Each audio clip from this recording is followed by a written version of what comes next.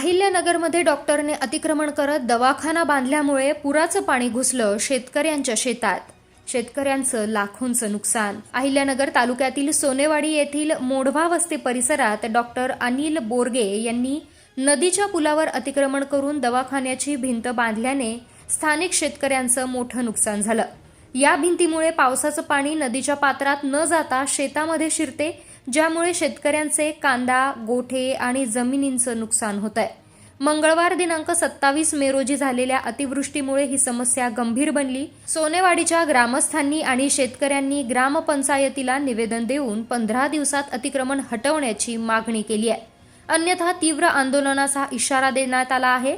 पालकमंत्री राधाकृष्ण विखे पाटील यांनी या भागाची पाहणी करून 1 जून 2025 पर्यंत अतिक्रमण हटवण्याचे आणि नुकसानग्रस्तांचे पंचनामे करण्याचे निर्देश दिलेत.